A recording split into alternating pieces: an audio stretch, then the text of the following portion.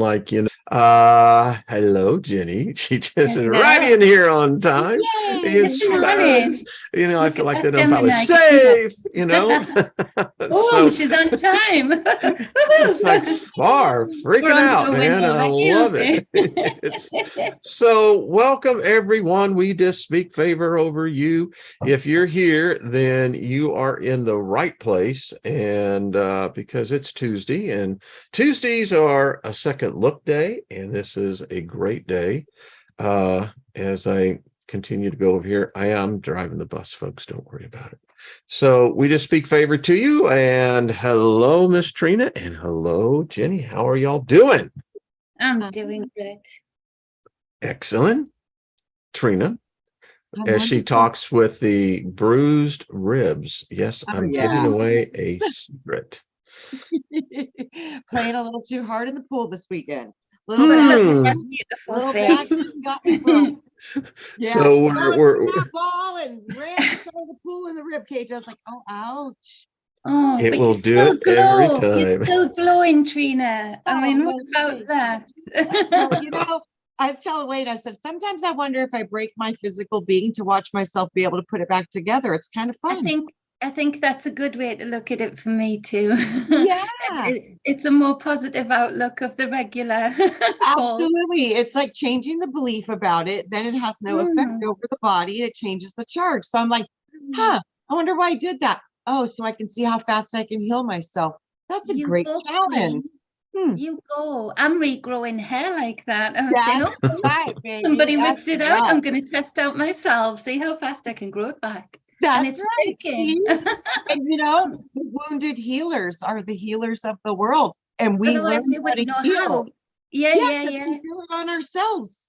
Yeah, that's I'm like one of those dolls at the minute, that you used to have when you wound the arm and the hair grew. I'm like one of those. I love it. I have no idea. I have no part in this conversation, but it's wonderful. Well, healing is I hate hurting myself. It sucks, but if you wouldn't know pain, then you wouldn't know what joy is. No. And I think that's one of the biggest illusions in this space when you're trying to be the seven and connecting the spirit with the physical body and trying to draw in that connectedness between your fractals of your being that are all connected to you in layers. One of the biggest psyops of religion and the spiritual psyop is that it's got to be all love and light, and all love and light looks this certain way. Whether you like it or not, in this realm, pain exists. We come through the canal with pain. There's extreme pain. It's a rite. An R-I-T-E. It's a ritual. It's a ritual, and you give a lot up in breath work, in time, energy, all of those things. And I've watched a couple of clients who are very close friends now too go through the process of running into narcissists again and again.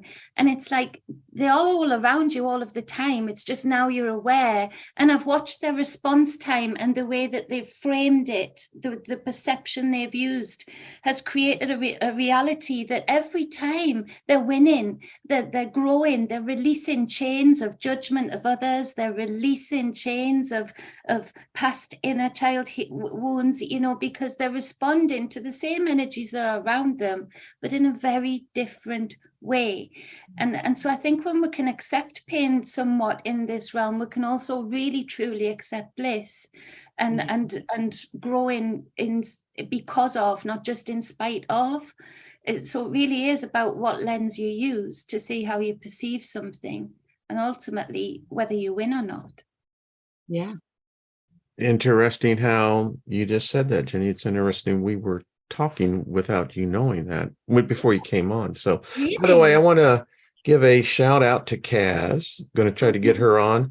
She has taken a step out on what I call faith. And so, folks, just send her some positive vibes. And Kaz, way to go. I'll tell you, that is when a person makes a decision to say, listen, this may be my source of income, but I'm not into this. I know that this isn't what I'm supposed to do, and cuts it off. that's when things happen, because it's when you cut all the safety net and you have no net that it really becomes alive, so to speak. So Wow. Kaz, we love you, darling. Congratulations for you being you. Well done, you. And that's living it. That is really Yeah. living it. Well, ladies, so much to talk about. I don't know if you heard yesterday, but last week I took some time off, got into some deep meditation, fasted, went out into the spirit world, and with the aid of other things. And because I began to see this realm as really becoming much more hopeless, is the word that I was seeing. And you think about it, while I was out there, here was my conundrum. I said, the way the world is going, there seems to be only two choices here, two paths. One, destiny is at play here, and that destiny trumps fate and everything else. Destiny is what sets the course. And if that is the case, then all of us are merely playing either a contributing role, or we're in this for our own experience, watching whatever this panorama is unfolding. The other one would say, well, there appears to be a battle taking place here, a distinct battle. And I was out meditating, and I've always considered myself kind of a pacifist, because I thought pacifism is a place where you don't have to make a choice, but pacifism is a choice. What you're saying is that you're not going to get involved. Well, then I looked at that. Yes. And I thought to myself, okay, so if there's this battle going on, if I'm here, which by the way, Trina and I were talking about this, it's becoming more and more in my sense of being that I'm not really in here. I mean, I'm in here in an aspect, but I'm getting more and more the distinct feeling that I'm really out here. That was my entire childhood, Wayne. I was in both worlds at the same time, and it was a conundrum, and that was really real for me. And a lot of people couldn't remember that part, but I know that's true. I remember it like I remember. I'm glad I'm not the only one that senses that, because it's really kind of, yeah. You know what it's like? It's like being drunk. Yeah. You know? Yeah. You're trying to get your freaking balance, and you're going, wait a minute. It knocks you, you get into a weird space of energy, and it's palatable. You feel it, and you're like, whoa, okay, because I'm in both, and it splits the energy, I think, of your consciousness that you're holding in your stream. And it separates, scales, isn't it? Yeah, it's powerful, very powerful. I know that my childhood was that too. There was no question that there was these beings around me. There was no question that I would tell people things that they needed to know. None of that was. It was more surprising and a learned behavior to be a little bit more quiet about it, because that to me was normal. And I realized when I went into mainstream school that how abnormal that was amongst the many. They weren't seeing things and hearing and sensing, and they weren't actually so connected to each other either. And so, but what is lovely about right now is that I know the hopelessness. I feel it. I see it in the people around. But what is lovely is that the diamonds shine that bit brighter, in that there wasn't the amount of people. I had very spiritual people around me, but I didn't have the amount of people that I've got in this chat and in you two and in the people I've got surrounding me. We really have been able to see each other. The higher we've risen up to say, okay, we're just going to keep one foot in the grave here. We've risen up beyond that sort of dome, if you like. And that's where we can say, oh, I see you again. All right, we'll put the foot in a bit more then, because we can do this. And so that's, again, with the pain, the hopelessness that you see and feel, the disconnection is very powerful in that there's reconnection. So where there's contraction, there's expansion. And that's how contractions in birth work. You can't birth a baby without expansion and contraction. You have to have that movement and that flow. And that movement and flow between connected and like-minded beings is very strong right now. And so that counteracts for me this hopelessness. The atheism for me is very interesting that you said, Wayne, because in a way I was thinking about being like people who are atheist, and the atheists I speak to are quite staunch in their beliefs. And it's it's a religion. You're not a definition of an atheist. There is no real definition of a nothingness. There's never a nothingness in the cup.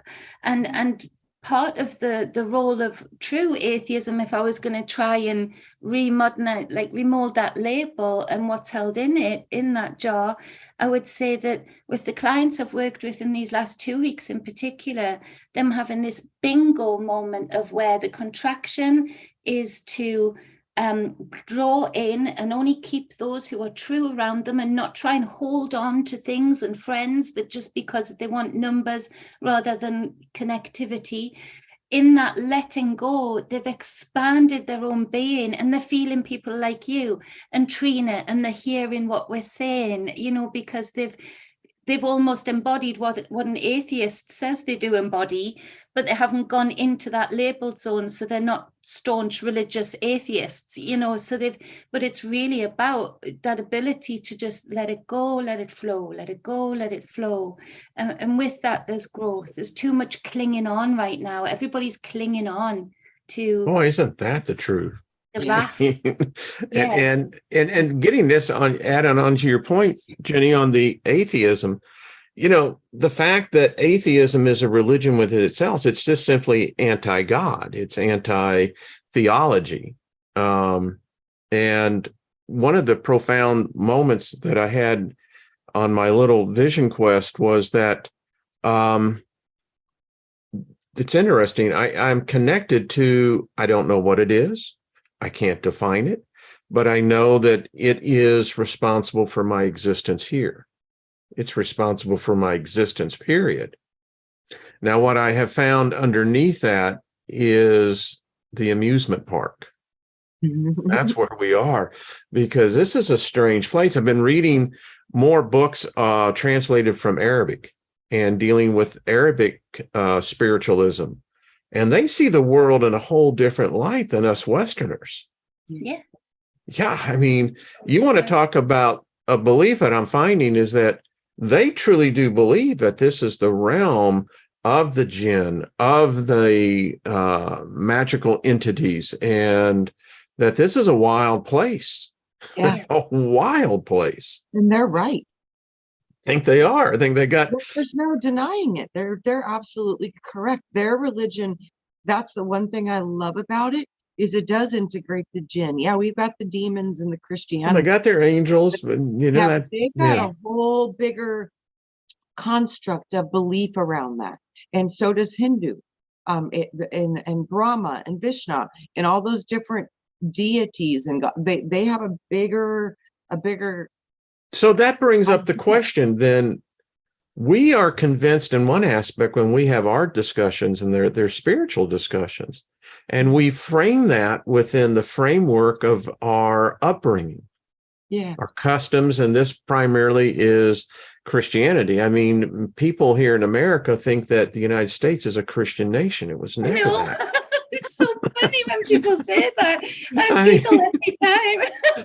I mean, and I was one of those people. Yeah, they say it about the UK too. It's like, what? Yeah, I mean, King Charles, he's the Protestant God's representation. I guess it would be the antithesis of the Pope. But so you think about the Hindus, which is older than all the religions that we're talking about. Then you have the variations upon that. And so I'm thinking to myself, so do we take the play that we were born in the West, so we're going to outplay this play that's in the West? In the meantime, you've got these other vignettes going on. Well, I refuse to. I want to be eclectic. The hell with that idea of, Yeah, I was like, oh no, don't like these labels. No, we Use don't the need brushing any of those. technique, you brush it off. The hell you say with that? Come I near don't me want with that. And don't come near with me saying that I'm a Muslim or anything like that. I'll take what I Get that please and I'll shit off mix of my it in. table. I'll mix it in, whatever I like. It's a hodgepodge, a mishmash. I don't like one style of music. I don't Ain't either. that the I truth? have different styles of music for how I want to dance at that present moment. Nobody can tell me to have one thing, like one thing, believe in one thing ever. If I ever choose to do so, I might do that too, because I won't even limit myself to that.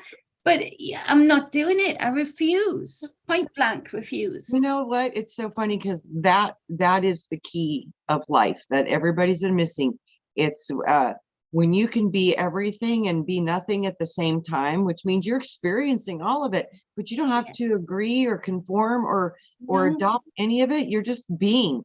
You're just I want a dolly mixture. Do you have dolly mixtures in the US where it's sweets, but they're all different Bassett sweets, like they're all different, and you always have your favorite, but the dolly mixtures, we call them, like a mix up of sweets. Mhm. I'm Sound a dolly delicious. mixture. Yeah, they are. Yeah. Like chocolate peanut butter. Yeah, well, I don't know that one. The jam with peanut butter as well. I don't get that one either. But Oh, the I'll try chocolate it. peanut butter. You ought to try it sometime. Is that Theodore? Yeah, he's sneaking around. Hey, Theodore, what's Hi, up? Theodore. Hello there, Theodore. What's up? See? You just want to smile. He has really grown. Oh, he's so tall. He's doing so well, aren't you? I make good stock. Strong stock. Oh, he is really, I mean, he's doubled in size. He was about up Hey, to Theodore. the not long. Say hi to Wayne. How you doing, my friend?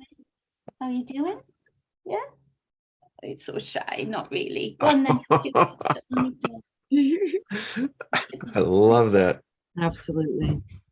So anyway, as we were talking about this, so getting on to what's happening in the world right now. I mean, today here in the United States, I mean, it's like there is this tidal wave of all this negativity. And I mean, everything, it's like it's turning to crap. Right. Okay. And it's having an impact on people physically, spiritually. I was talking to a person who I knew back in the day, and they're still very much involved in the ministry. And this individual is actually giving me praise. He said, listen, you have broken every law, every rule. Yep. And he says, yet, he says, the amazing thing is that he says, I still see this, what we always saw in you when you were a minister and in deeply in the religion. And he says, it's causing me to have pause.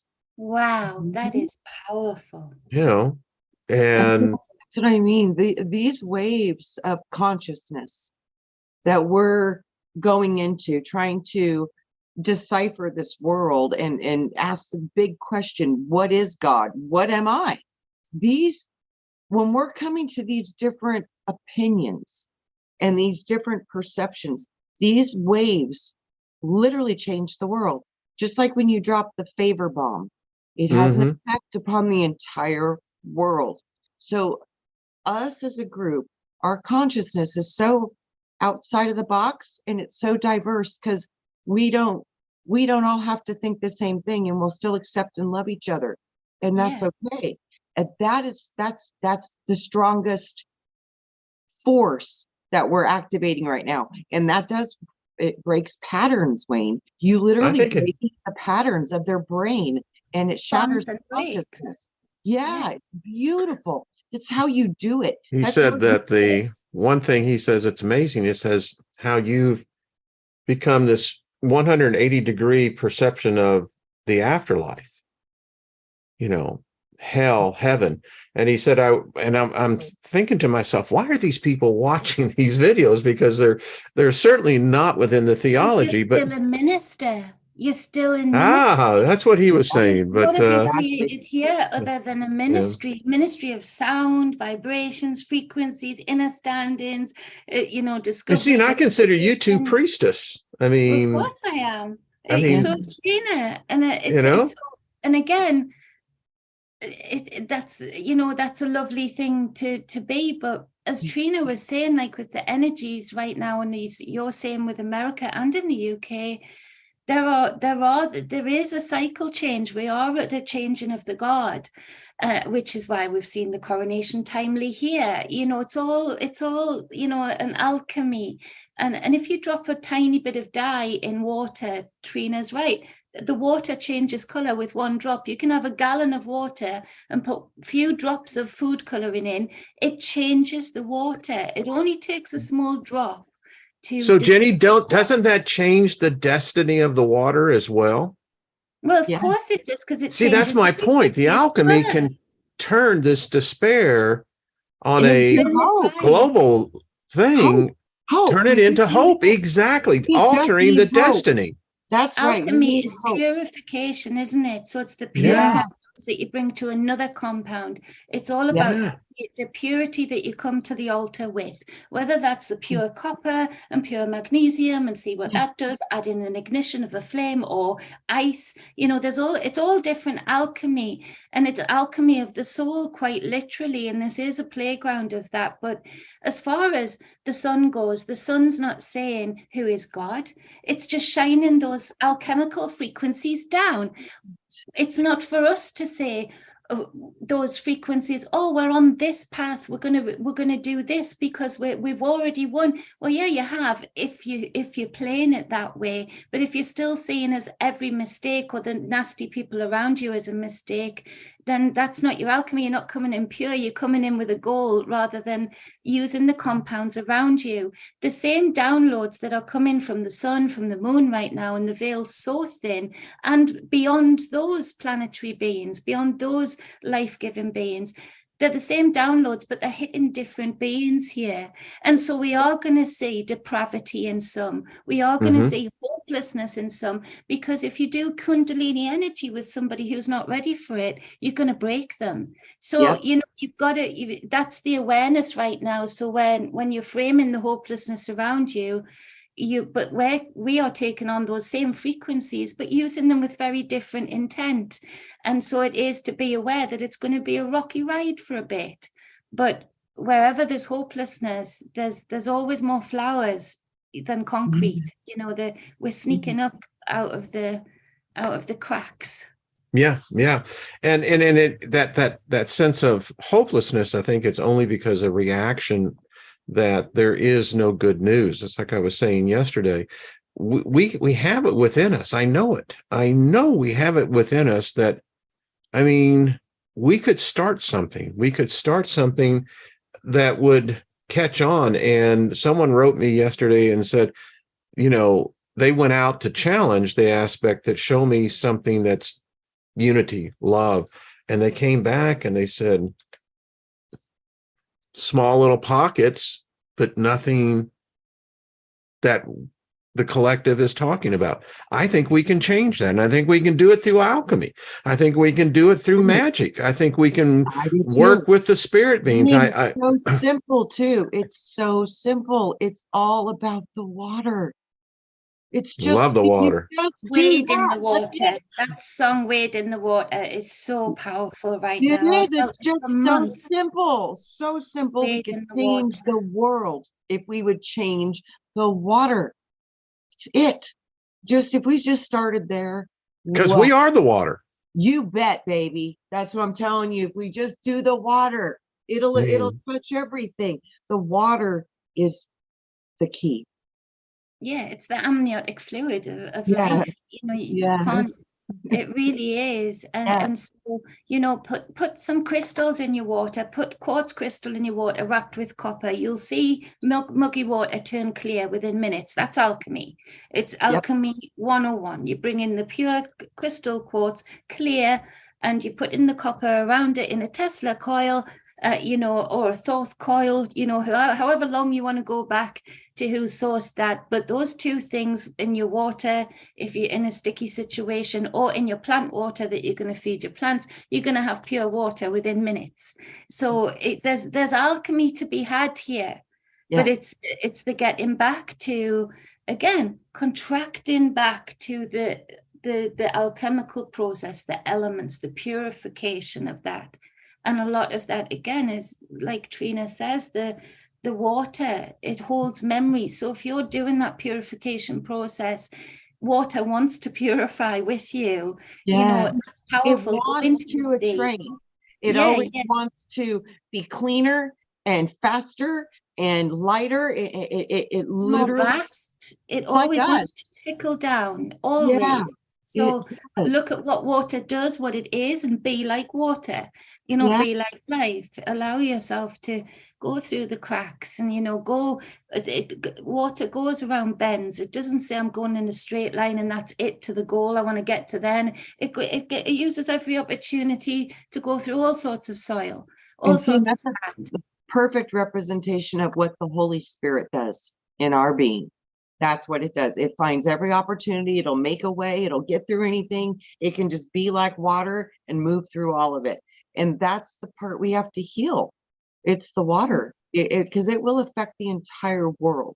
Our bodies, our fish, our plants, our animals, everything is affected by the water. So it was so funny. They always said, it's so simple. If you guys would just do it. I was like, wow. But it starts with the water within, doesn't it? That ability to channel your emotions rather than you channeling them. It starts. That's the frequency, the emotions. Yes. Yeah. I mean, it's like feeling is the prayer. The feeling is the prayer. The feeling. So let me ask you. And by the way, there is a lot of priestess in this group. Mm-hmm. A lot of ministers, just because one religion hijacked the term in the office doesn't mean it's negative, Well, I hijacked it because it works, I like to think that, what is it when mimicry is the best form of what's the word, reverence, when people mimic you, like, you can. So I always see myself back in the day about 2,000 years ago going through the Silk Road, and you got those damn bandits, and they came and they stole our freaking name, they stole our titles, and then they took off with them, and it's been, ever since then, us redeeming that which was, ours to begin with. And demonized the same roles that the sons of bitches in the many, so all of a sudden we're witches, and all of a sudden it ain't that damn thing. Think about it. They've always gotten rid of those types of people because they know that that's the end of control, because when we realize what we are, then we would unify. And they tell you with the story of Jesus. And all actually write it down. Right. And our differences would literally be our greatest aspect. There would be no more, oh my gosh, you're different than me. We would be curious. We wouldn't be defending we're right or our way is right. We would be like, wow, how do you think like that? And can you show me, teach me? So maybe my consciousness can expand and I can see it from a different position. Because that's the whole goal of living, is to expand consciousness. Well, what else are you going to do? What else are you gonna do? Exactly. What else are you gonna do? What the hell are you gonna do? I mean, come on, It's so simple. It's like I'm seeing a scene with Robert De Niro and Joe Pesci and Goodfellows. I mean, what the hell are you gonna do? We're going to really live in a good episode of the Goodfellows here. It's like, okay, but if we were Goodfellows, we would change the situation. That's what the Goodfellows were all about. We didn't accept, the status quo. And I'm convinced that that's what's really at play here. I mean, you've got people all around. I mean, I love the fact that you have people who seem to have pieces of the puzzle. But Jenny, as eclectic as we are in our music, cooking, what have you, I'm seeing that there is something else unfolding here. I don't know where it's leading to. I mean, the question I would have for you two is that do you believe that we're on a course that cannot be stopped? Or do you believe that on a global scale, with all and these are powerful beings that are in control right now. I mean, they've waited a long time for this, and you know, it's a rather bold move. Mm-hmm. And here's where my point is. I'll just share this with what I came from my sabbatical. What I came with is that I'm doubling down. Yeah, me too. There are spirit beings that approached me that I'm looking at right now, and they want to get in the game. Tag in, don't they? It's like wrestling. Yeah, they want in the game. Is literally like what they told me. Yeah, like tagging them in. And the only way that they can get into the game is that if we invite them in. Yeah, if we tag them in. Yeah. Wow, there seems to be a lot of truth to that. But oh God, what is this? Why do they need us to get in? Because they can't get in anymore. So why can't they get in? I was shown is that because we are the code of the 4 elementals. Yeah, with the density that they can manifest. They can't get in that way, and that's the only reason why we're in here. Yeah, it is. And look at the players for the last 2,000 years on a global scale. These were created beings. You could say that they came from the outside, but there was a deliberate ritual that drew them in. And I mean, it's like the coronation that we just saw with Charles. I mean, you look at this thing had a spiritual essence to it as well. I mean, a lot of people saw it as the glam and all that. And I'm going, folks, you're missing the big picture here. You know, yeah, the symbolically, there's things. The glam was to distract everybody. The glam was nothing. They're the most boring dressers in the world. So, you know, the glam was nothing. That was to just, sparkly things. You know, sparkly. Like, look over here. You know, while you're worried about paying your energy bill, look at the crown. You know, so, but at the meantime, they were putting them behind a curtain, the turtle dove, the tree of life curtain that was made especially to cover him while he was anointed with the oil from Jerusalem. So you know what that's got in it as well. So it's all a distraction, but he's playing the game well. These beings have played the game well, and for far too long there's been too much fear to tag in, and a lot of these beings that are wanting to tag in, I recognize them, that I've been with them before, or I am a part of them, or I have been like them before, or that I still am.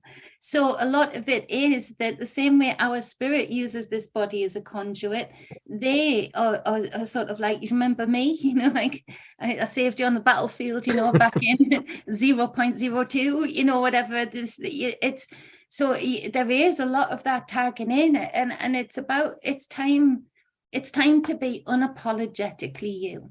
I would even want people who are taking those downloads and using them for what I would deem as a more low vibrational intent. I even want them to be unapologetically them. You know why? Because then I can really see the problem. Then I can really see where else to put my energy, far away from that, to make it grow.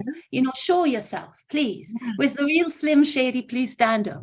You know, that's what it is. It's like, be unapologetically you. Even if I don't like your behavior, I'm going to like that I see it, because it's going to save me a lot of heartache, and I know exactly how to alchemize my way away from it and oppose that energy without even getting into a game with it.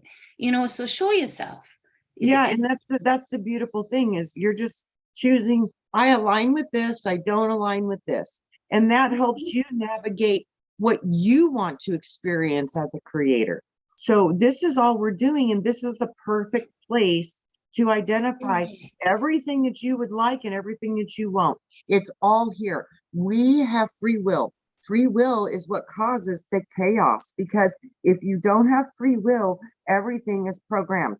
You have no ability to make a choice. That's why you see so many of these people that can't make a decision. They have no problem solving skills. They're lacking something. They're lacking something that we have. They can't do it. That means there's something not present within. So without the free will, you couldn't have contrast. You couldn't have chaos, because that was the fall. And I think, everybody's told this fall was such a bad thing. It's like, what if this was the greatest gift for us to be able to evolve through the God program of everything's perfect, everything has order, everything has rules. After a couple billion, trillion, quadzillion years of that, you'd probably get bored. Well, can I inject something here? I keep hearing, and I the same thing, the fall. Mhm. But we're using a very crude fundamental principle that we believe the word fall means to go down. Right. You and I can don't know fall if that's up. True. Right. Yeah. I mean, what if in fact we haven't fell down? What if we're actually falling up, and that makes us a threat, because that means we're entering into our divinity. Yes, and Divineness. I do think the lower that you can go, it's like a rubber band. When you pull it back far enough, it's going to shoot way further to the other side. You pull it back a little bit, it's only going to go a little ways. But if you pull that thing back as far as it goes, it's going to launch. That's what we're doing. We're in the pulling of the rubber band. We're going deep, deep, deep, deep, deep, down, down, dense, dense, dense, so we can break out and go super high. The deeper and darker I think it goes is the higher your vibrations can ascend, because everything here is dual. It will always meet equal and opposite reaction. It has to. That's it. You've just got to look at the tree of life. The tree of life is depicted as the roots coming down. If you look at a tree, it looks the same underground. If you were to X-ray it, the branches of and you've got to go real deep to have a real big high tree. Because if it doesn't go real deep, it can't bend in the wind at all. It's going to come down. It's going to break. And so you've got to dig down deep into the wormy, nutrition-filled, dense, soil. Or you've got to dig down deep if you're in the sand to actually get cool. It's the opposites, like you said, have to be mirrored in order to have strength in whatever dimensional realm you're existing in or meditating into. You have to have your roots, otherwise you can't always get back to where you began from. And so it's the roots, and that's what the tree of life is, where it comes down, and then you start to see those roots doing the knot around the whole tree, the eternal knot, because it's reached a point where it can actually encapsulate itself and become a Merkaba, people are saying. And I'm like, that's the tree of life, when you build an aura field around you, and it starts with roots. It starts with the roots. That's absolutely, and the roots all come from a seed. So it's so as above, so below, as within, so without, micro of the macro. Everything is dual in this reality based existence. So with that, this dark is going to help us. It's not going to hurt us. It's going to literally help us. So I mean, you just choose which part of that you're playing, which part you want to be. And like I said, there's, to me though, I always wonder, if these angels couldn't get back into heaven because they did something wrong or whatever, how could we teach God compassion and maybe fix that? There's got to be a way for healing of all of this duality, or its process kind of wouldn't seem to me to have a purpose to make sense. I can understand that the contrast of it, but there has to be a point where it can go 0 point and it can go into total balanced healing, where creation can go to a higher place from where it once was through the understanding and wisdom of those experiences. That's kind of where I'm going. It's like, how now do we collapse it into itself so it can heal? Because I know these entities are trying to take a ride with us to get up to the higher levels. I want to know how to heal that so they can go. I need to find that out. That's part of my purpose. If you look what I found out, go ahead. What is that, Jenny? Sorry, Wayne, sorry. I don't know if this is clear. If you can see that on there, what I've quickly drawn. Mm-hmm. So you see, if you look at the round plates, they're like discs. if you look at the spirals going up, the 0 point energy is at different levels Yes. in different dimensions, but it's the spinning, the zero, that creates that spinning energy to go up or Of the down disc. and move up and down. And Yep. and however much you're willing to explore the outward part of the record, of the disc, of the music, the more spin you can get, because you've got a bigger record to spin from. Does that make sense? Yep. And so that would be 0 point energy. So again, I think it's a little bit of getting out of the mindset even of winning or attaining a full-on Yes. balance. You've got to Yeah. just keep spinning up and down within your own spinal cord record system, and your discs on your spine, are all around. And when you spin in your energy centers, you're spinning up your chakra points through Yep. the discs in your back, up the 33, and you have to come back down to your roots again. You can't stay in Kundalini energy. You wouldn't be able to exist here for any length of time if you did. You've got to come back down to that eternal flame and then go back up again. So I think it's a constant going back to, when you find yourself in a situation that's becoming overwhelming, then you start spinning and 0 pointing it and saying, okay, what do I need to spin out of my life here? You can flick off and you can flick off, and getting back to that energy. And then you start again. There's no, I don't know where there's ever a line of attaining full-on balance or what the caveat, because I just don't see that there is. I think creation keeps rolling out and keeps rolling with the punches. And then I see it as like a breath. And so, how there's that little still point between the exhalation and the inhalation. That's what I see, the still point. And then from that still point, you can either go up or down or remain the same. I think it's the still point is the alignment time where you can move. Yeah. So within the still points, it like you said, it's in every level though. In the disc, I so see that, Jen. I've seen that for years. You can feel it, can't you? And so when you're doing the breath work and attached to the chakras, you hold your breath, so you want to be doing deep breath rotation, then you want to mix it up that way, and then you want to do some fire breath, then you want to hold it. Yep. Because that at that point, then when you start breathing, you feel that energy go, or you feel it come down. And so, it's power. You have to integrate that too. And that's again, the expansion and contraction. Yeah. And that's what I think it is. It's about a breath. It's all about breath. And we're figuring this out a little at a time, and we're all catching it from different ways. And it could not be real and true if it didn't come from all perspectives. It has to have an alignment through a multitude of perceptions to stand, in my mind, as any kind of truth, or even a layer or level of truth. So the more of us move with it.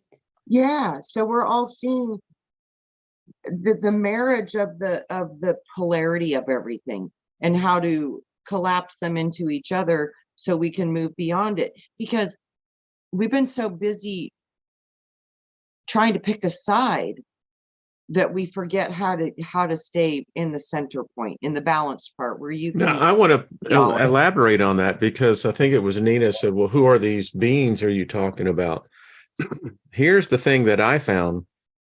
Now, I was in a deep state of meditation, but what I was told, there's a group of beings that are not associated with any religion or any God. Yes. They laugh at it. They feel that what we've done is that we've trapped, humanity has this perception of these beings. What I saw and what was introduced to me is that there are beings out there that are not Christians, they're not Muslims, they're not Hindus, they're none of this. They don't know the labels. They don't. Yeah, and if you can get there and not lean in this polarity thing, but to simply realize that there are beings that are even above that, that's the ones who approached me. They said that they have no allegiance to any religion. They were never Christians. They told me that the demons that most of the West is afraid of, they're not Christians either. No, it's like, who put me in that? And neither are the angels. Your Michael and your Gabriel, they're not Christians. Exactly. Nope. Those aren't even the types of names that we go by. A lot of them sound like dolphin echo names when I hear them. They're not Jewish. They're not Muslims. No, can you get over that? You know, A lot and of they're more these things spiritual than any of us. You know, what I've seen, Yes. they have a deep spiritual. There's a humility, there's a humbleness, but they're Wayne, powerful. that's why I could never get into the religion things, because when I would go to the different churches and see what was going on after working with the Lord for all those years, it was like, you guys are in kindergarten. You don't even know what is going on at all. And that was hard to deal Yeah. with as a child. But I knew at that point, all of that was just a psyop to make people go down different paths of control. But the true power is knowing that that power is inside of you. And you know, that's where it all goes back to. It's like they want you distracted so you don't tap into what you truly are. What I was told is that they don't have this, each of us generate this energy within us. Yes. Now we call it the solar plexus, we can call it a lot, but spiritually, it is this dynamo that is just, it's powerful. And it's through us that these manifestations take place. I believe that that's what we're being ruled over by right now, is a group of humans that have unwillingly or knowingly opened up this energy center and has literally fed this thing for a very long time. And we become a serious threat just by speaking this. I believe that, you know, things people are going to start thinking, they're not a religion, but it's working through us because we're in this realm. Yeah. And we haven't got the walls up of those labels and like Trina says, stories, you know, kindergarten stories. We haven't got those walls up to say, oh, you know, I've always said everyone's welcome until they're not, you know, because I don't want to risk having a closed door policy when I could be having a really freaky time with a really special sound being and, you know, and coming back here and thinking, I know how I can apply some of that, you know, here and for these, you know, so it really is as well. When you look at Charles, that polarity thing, I've felt very strongly against the whole royal family thing and the sacrilege that it is to have leaders who of old leaders, when you read about them, that they really deserved the reverence. They really were for their people, and they've hijacked that role too. So anybody now trying to be a leader who isn't like that finds it very difficult. But when you look at Charles, I've become more dangerous to that family with my perspective this year by me looking at him and almost in my heart, not physically, not quite there, but weeping for him. Because these people down these lines that have been continued that have to maintain this control, he is less free than we have ever been. I think he's a prisoner. His whole life has been abuse. It's been, like you say, imprisonment, and he's got the whole world cheering at him for doing so. What must it be like to be in a glass coffin laden with gold while people cheer for your Yeah, it's like, and okay, let's do some more there, Charles. Come on, buddy. Yeah. Like, who else has to have their mother die to have a role and then have everybody cheer for it? I mean, I would want to punch people if they were cheering after my mother died. You know, I'd be like, you guys notice the absolute look of terror on his face? It looked to me like objective fear. Like I mean, it's like, oh crap, they're even getting out of this. Yeah. I'm not getting out of this thing alive, am I? For real. Camille's going, bet your ass you're not. That's all I feel, Wayne. I literally felt compassion. I was like, oh no, you know something really bad's coming. Oh no. I felt bad. I felt fear. I was weird. I didn't feel fear, but when I felt for him the same way I would feel for some of the prisoners in China, you know, that were imprisoned. But it's on a mass scale with these people, you know, that they've got to, and it's really this whole star thing. I feel for Hollywood actors, even though a lot of them are so depraved, they've been conditioned to be so very often from childhood. And how do you get out of that when you know you've been conditioned in certain ways without and have the whole world cheering for it? How free do they look with all of their millions but how closed off and imprisoned are they? And how maddening must it be sometimes to think, how do I get out of this? It's like a domestic violent relationship on a mass scale, you know, where you have to plan how you're going to get out. These stars can't, because they've got these many people feeding the energy of the characters that they've portrayed, and they've got to live a lie. That to me, you couldn't give that to me. Me neither. No way. Jenny, I have to say this as you were talking, I got this voice inside of me. With you and Theodore is that which we all seek. It's that mother-child love, that relationship, that bond. Yeah. And, you know, that's what this spiritual journey is about. Yeah. You know, it's powerful. I just want to tell you. Thank you. You know, it's we are a team. We do have fun, don't we? Yeah. He hasn't been on camera for a while.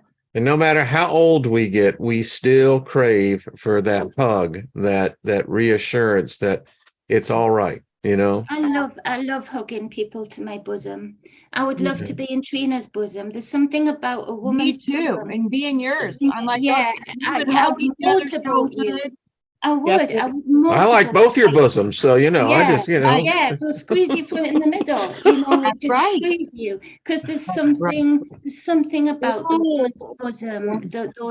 Those lumps of joy, that with the heartbeat in the middle of it. It's just there is something lovely, and it is nice to offer up. I'm always burying my face in women's bosoms. Well, you know, the term El Shaddai means the multi-breasted one. That's right. Yeah. Yes. Yeah. You know, and in the movie Paul, you know, we saw the aliens with they had 3 bosoms. I mean, I think 4 gets a little excessive, but I wouldn't mind 6, you know. But anyway. Yeah. It's like, and why? Theodore does, you know what? We're talking about this. Theodore just loves boobies. He says so because he loves to cuddle them. Yeah, you know, my brother too. They're a He source loved of life. My brother would pretend to get hurt so he could go get my Aunt Linda and get hugs and put his face in her boobies. He loved it. And how He just lovely! They're wanted just hug. so soft and warm, and He was like, you know, all I have to do is pretend like I'm hurt and she'll just love on me. He would do it a lot. yeah. That's why the creator never gave men breast, Right. because we stay at home and play with them all day. Yeah. But I love y'all's attitude. I'm like, you know, all over that, man. I He's mean, nodding too. He's like, yeah, this is good. This is all right. I could look at this. Theodore, you're my man. That's all I got to say. High five, buddy. High Think about it. High five. There we go. Our biggest comfort is when we hug and love each other. It's huge. That's so powerful. And that can only be done with our human bodies. So it's like we deliver the strongest force of love on this planet by our kindness, our hugs, our love, our sex, our touch, all of it. Hey, and if you go by the Abrahamic story, you know, those fallen angels, that's what got them suckered into this thing, is apparently was the woman breast. It was that bosom. It was the bosom every time. I mean, you know, but I love what? it. And it's Bosom buddies. What if That was a good series, by the way. I thought that was great. You know, with Tom Hanks. Y'all remember that? He's giggling. He's snorting in my ear. Oh my gosh. This has brought him much joy. That just tells you, man, the energy here is just beautiful. I mean, it's just beautiful. He's attracted to it. He is. He's always attracted to it. Theodore is a cool dude, man. That's all I got to say. Yeah. Is a cool dude. Everyone in the chat rooms. Well, it's because this is a place of love, man. That's all I got to say. You know, Right. That's right. But and it all begins you with the see his little child. face is all blushed. Yeah, he's giggling away. He's had to go and put his head in the pillow. He's like, yeah, this is my tune. Go on, Wayne. Hammer the point home a little bit more. Theodore's on. Thank you, spirits. Thank you. I gotta go. But we do laugh with we do Oh, again. It's laughter so doeth the heart true. is a good medicine. That's Good all I got to Yeah, say. yeah. best medicine. It raises the endorphins. Everyone is saying, "Thank you, Theodore. We love you, man." Yes, Yeah, Theodore's the Yeah. man. So, absolutely. Well, I tell you, I like this, but you know, even when we think about working with the unscenes, and that's what I call them. I mean, I'll eat you one now, know, baby. One. um, I think we unfortunately uh, label them. I mean, I didn't know that. Do you know that there are to the zodiac? I guess there's angels and then there's demons that are attached to the zodiac. Did you know that, Jenny? I've I heard I, I didn't know that. Mm, I didn't know that particularly. I know that there's certain energies, like even like the gods and goddesses of the Norse, Odin's attached to certain. So I think again, it's more the energy that's attached to the energy rather than for want of explanation. I think it can be handy to say this god or this goddess is depicted in this star set, but again, I'm hesitant right now to label these things because when I Yeah. hear them, a lot of them sound like dolphin echoes to me when I ask them what Right. they are, who they are, their sound, Yes. So So this is the divine one is what I call them. This is Paimon. This is the demon king of the day. I didn't even know this. And for you Geminis, hello. This is from the 11th through the 20th. It tells you which direction that this particular house is at. I didn't know all this. The tarot is the 10 of swords. Jenny, what does that mean? You've got to be quiet. The 10 of swords is the all of the swords in the back, like it's the end of tough cycles. It's the end of giving any stuffs anymore because you've got no room in your back for any more swords. So it's like the moment that you submit to the ground.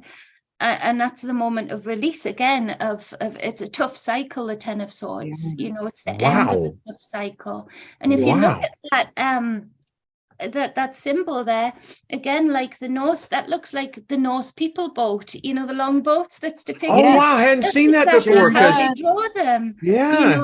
The scrolls at the side and the people are made of the scrolls. There's a lot Look at of that. depiction of that, and they do it in red. But again, so that's a label of the same symbol that is that symbol's alive to me. It's the living word because it moves through all of these different times that we've had here and peoples that we've Wow, had I see here. that. Really, it's a crown, what it's supposed to be, but now I'm seeing this. Wow, that's that fluidity. It wow. So it's the planet is the sun, the metal is gold, the element is water, the color is yellow, the plant is bindweed, and the incense frankincense. This is ours. I didn't know this. Yeah. I did not know this. Like a Gemini, bindweed accumulates, doesn't it? It accumulates and grabs stuff as it goes along. And that would be the 10 of swords, because swords are words, intellect, intelligence, wisdom. And the 10 of swords in particular is cycle end, new beginning. So the cycle ends, the sun comes out and new beginning. But that's a longboat, it's a crown, these living symbols are the word. They're the living word because they can move through any sort of construct or label or box that we create here of our own imagination, like Christianity, like the Muslim, like the, whatever else there might be.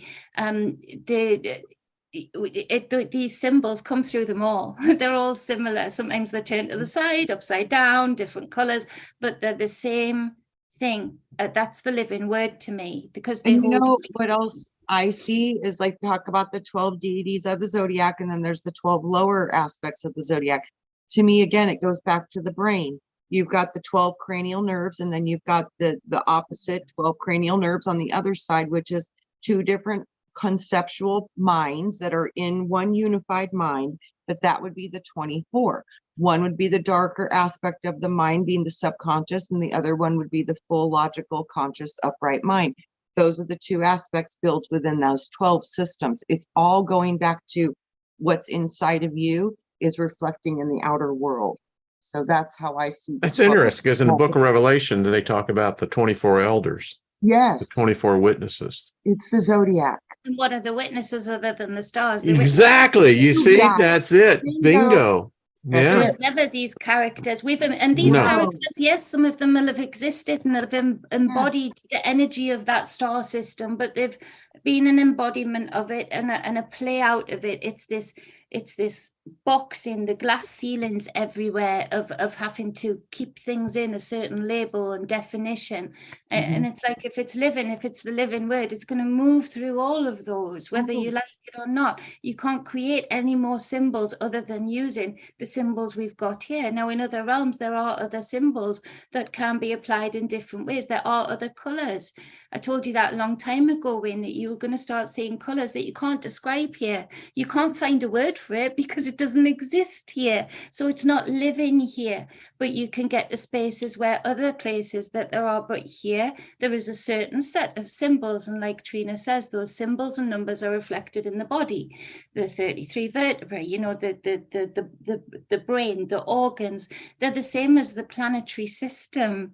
Everything is reflected in on everything and reflected out on everything. When we start to try and limit it with generated, made up constrictions and labels of people and deities and energies that have been, it's a very dangerous ground, because we really just start to close ourselves off to the word on the page that isn't living, because it can only move through the characters that it's written about. It can't possibly do anything else.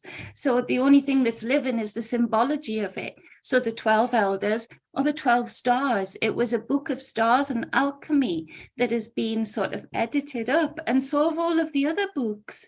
And so I do think a while ago I said to people, and it was hard to hear because a lot of people were worried about global warming and stuff like that. And I was like, well, if the sun bursts, we're not going to know about it.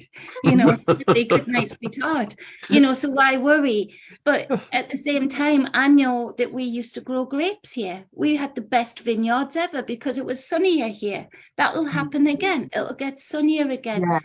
And I think, honestly, we limit even the weather too much. And that's why they're really playing on this global warming and green agenda, to get people's consciousness hooked into the fear, so that we don't see the constellations that I feel emerging above and within the constellations that we know of. Because when we can connect and expand the consciousness out, if you picture the figure 8, the points of it now standing in the figure 8, which is the eternity symbol, would be the points where every point where it meets, and every number 8 that you do is another star created from within. It's a map system. So if we're doing this play and we're sparking these divine inspirational things, you better believe that stars are being born in the sky. It's impossible for them not to be. And stars are dying out as well when we limit the consciousness. They're not dead, we just can't see them because there's a glass ceiling of limitation. We're not limited, are we, baby? And I love it too. The number of outer constellations is 88, and 88 is the gate of time travel. And 88 makes 16, which the quantum computer system says we're existing in 16 realities simultaneously within this point. So 16 bosoms. Yeah. I thought that would be a good way to wrap this up, My birthday is the 16th, and I graduated high school in 88. So that's so funny because there you go. Huge pay attention I love this thing for me in my reality. Yeah, I love it. Yeah. Well, everyone, hit the like button. I mean, if you're into bosoms, I mean, this is the place. Show it and let us know. So everybody go to the best bosom you can find and just get some love. Yeah, get some love. Do it. Motivate it. That's right. I hate that. Yeah. So anyway, favor to us all, and thank you. I'll be on tomorrow, and Trina, much love to you and Jenny. Much love Theodore, to you're you. my man. You're my man. You know, Bye, Theodore. we appreciate you, brother. Yeah. And everyone else, thank you. Thanks I'm for going your to- Theodore. I love listening You're to happy your it's laughter. Tuesday.